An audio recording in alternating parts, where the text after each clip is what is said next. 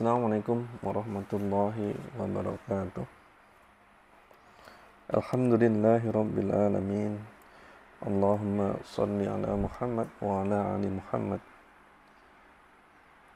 Kita membahas surat ke-10 Yunus 83. A'udzu billahi minasyaitonir rajim. Fama amana li Musa illa dzurriyyatun min qaumihi ala khawfin min fir'auna wa mala'ihi wa malaihim ay yaftinahum wa inna fir'auna la'alin fil ardi wa innahu laminal musrifin. Maka tidak ada yang beriman kepada Musa kecuali dzurriatan, anak cucu untuk generasi kedua dan ketiga dari kaumnya. Jadi walaupun begitu kuat hujah yang disampaikan, betapa hebat mukjizat yang sudah dinampakkan, tetapi hanya sedikit yang beriman. Hal ini disebabkan mereka memiliki rasa takut kepada Firaun dan pejabat-pejabatnya.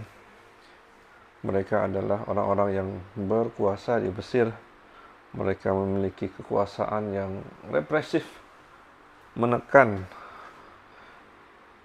Sehingga apa yang terjadi?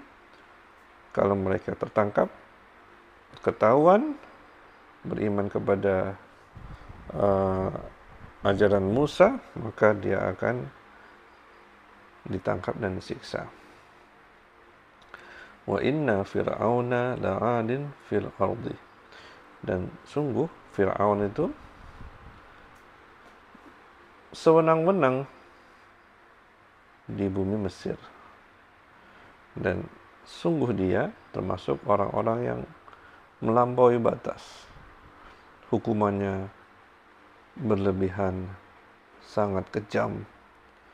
Kemudian dia sombong, mengaku Tuhan. Inilah yang dibenci dari perilaku Firaun.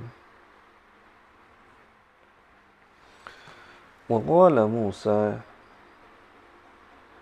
ya qaumi, in kuntum amantum billahi fa'alaihi tawakkalu in kuntum muslimin. Dan Musa berkata, wahai kaumku, jika kalian beriman kepada Allah, Allah yang memiliki langit dan bumi, yang memiliki kekuasaan dan kekuatan jauh lebih tinggi dari Firaun, maka bertawakallah kepadanya. Jika kalian orang yang berserah diri, pasti yang paling kuat yang akan mengalahkan yang lemah. Tetapi masalahnya, yang paling Allah membuat dirinya gaib. Fir'aun nyata di depan, Allah yang lebih kuat gaib. Maka kekuatan iman yang bisa membuat kita tawakal, kekuatan bahwa kemenangan akan pasti berada di tangan mereka, dan apapun yang terjadi, surgalah balasannya. Faqalu 'ala Allahi, maka mereka berkata kepada Allah dalam doanya, tawakkalna Rabbana, kami bertawakal ya Rabb kami pasrah kepadamu. Taj'alna fitnatan lil qaumil zalimin, jangan jadikan kami sasaran yang menjadi ujian bagi orang-orang yang zalim. Ini artinya adalah jangan jadikan kami sosok yang kalah sehingga kami terus-menerus dijatuhkan, disiksa oleh orang-orang yang zalim itu.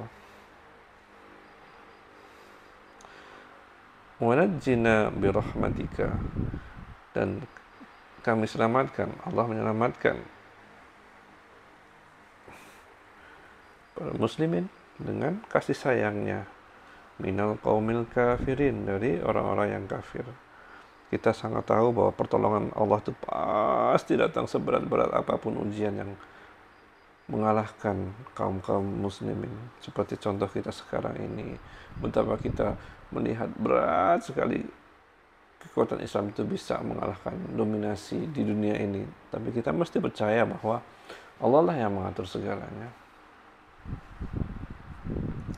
Wa auhayna ila Musa wa akhihi an tabaw wa liqaumikum bi Misr buyutan waj'alu buyutakum qiblatan wa aqimus salata wa basyiril mu'minin. Dan diwahyukan kepada Musa dan saudaranya, hendaklah kalian berdua membuat beberapa rumah di Mesir untuk tempat tinggal kalian, dan jadikanlah olehmu rumah-rumah itu tempat sholat, dan berikanlah orang-orang yang beriman. Jadi di tengah-tengah fitnah yang dahsyat itu, Bani Israel ketakutan untuk berkumpul dalam tempat ibadah, melaksanakan ibadah. Mereka takut untuk ditangkap oleh pasukan Fir'aun yang sangat dominan itu.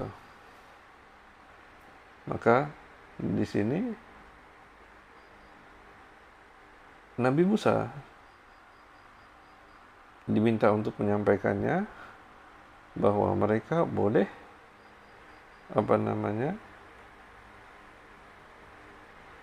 sholat di dalam rumah. Jadi gak usah dulu berkumpul di tempat umum karena kondisinya lagi berat-beratnya. Jadi inilah makna dari ayat ini. Baik teman-teman, sampai situ dulu ya. Kita sudah membahas dari